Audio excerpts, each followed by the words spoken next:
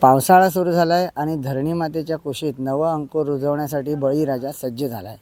आज शेतीमध्ये प्रचंड आधुनिकीकरण झालं आहे, नवनवीन तंत्रज्ञान आहे, पण आजही आपल्या मातीचा सुगंध आणि पारंपरिक शेती टिकून आहे. आधुनिकतेच्या या युगात अनेक शेतकरी आपली पारंपरिक पद्धत आणि संस्कृती जीवापाड जपत आहे. आज आपण अशाच एका कष्टाळू शेतकऱ्यासोबत आलेलो आहोत, त्यांच्याशी गप्पा मारायला.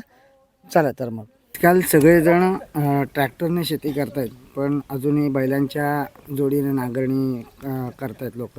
त्या पारंपरिक पद्धतीमागे काय नेमकं कारण?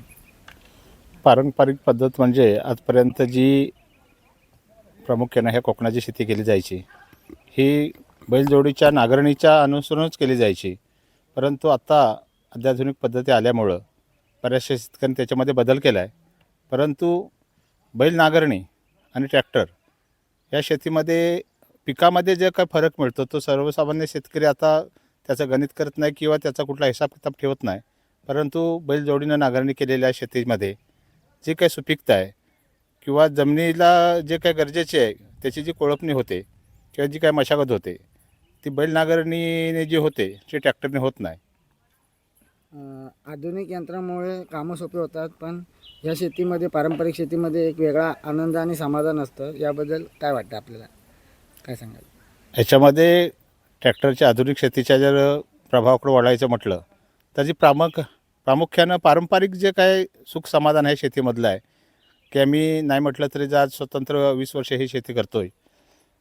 तर ह्या 10 वर्षापूर्वी किंवा 5 वर्षापूर्वी जर मागं गेलं तर प्रत्येक शेतकरी शेतीच्या कामाला सुरुवात झाल्यानंतर सकाळी उठल्यानंतर त्याच्या बैलांना वैरण देणं, त्यांची तयारी करणं, बैलांना बरोबर घेऊन खांद्यावर नांगर घेऊन जो शेतकरी प्रत्येक शेतकरी आपल्या शेताकडे जो जायचा ते आज कुठेही बघायला मिळत नाही आहे.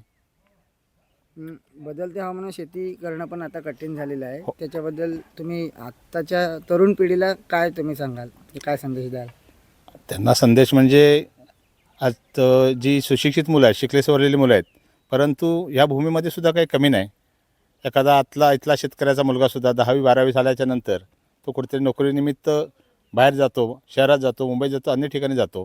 पण इथं जी ह्या भूमीमध्ये जर आपण कसणूक केली, जर मेहनत केली, जर तोच लोकांचा गुलाम राहण्यापेक्षा इथं आपल्या जर शेतीचं या भूमीचा गुलाम राहून जर आपण हे जर शेतीचं काम केलं तर ह्याच्यामध्ये मला तर असं वाटतं की मुळीच काही कमी नाही. फक्त ज्या दिशेने आपल्याला या शेतीची मशागत करणं गरजेचं आहे, शेतीचं काम करणं गरजेचं आहे, त्या दिशेने, त्या वेळेवर, त्या टायमावर आणि त्याला लागणारे जे काय थोडक्यात जमिनीची उपयोग काय म्हटलं, मग त्याला जे रासायनिक खत सोडून जे सेंद्रिय खतं वगैरे आहेत ह्याचा जर आपण वापर केला, पाळापाचळाचा वापर केला तर चांगल्या पद्धतीने शेती इथे पिकू शकते, अजूनही पिकते.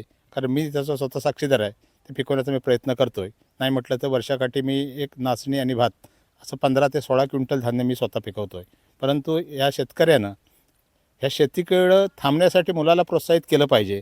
ह्या शेतीमध्ये काय आहे हे त्याला पटवून दिलं तर तो शेतकऱ्याचा मुलगा आजचा तरुण नक्की इथे थांबेल.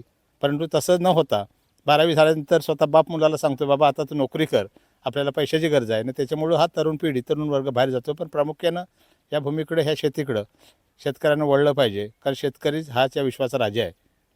ह्या शेतकऱ्याच्या जीवावर मग तो भात पिकवणारा असू दे, नाचणी पिकवणारा असू दे, कांदा बाळ्या पिकवणारा असू दे, प्रत्येक जो पीक घेतो शेती हा तो शेतकरीच आहे. त्याच्यामुळं शेतकऱ्याच्या मुलाला बापानं त्याला इथं प्रोत्साहित केलं पाहिजे की इथं राहून तू शेती करून, उलट त्याला इतर जोडधंदा करून तू तुझा उदरनिर्वाह भागवावा. शेतात कितीही आधुनिकीकरण आलं तरी पारंपरिक शेतीचा हा गाभा आणि मातीशी असलेलं नातं कधीच बदलू शकत नाही.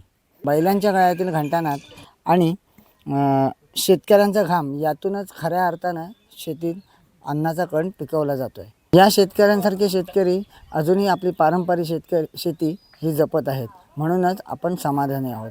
प्रहार डिजिटलसाठी शुभम पवार, रत्नागिरी.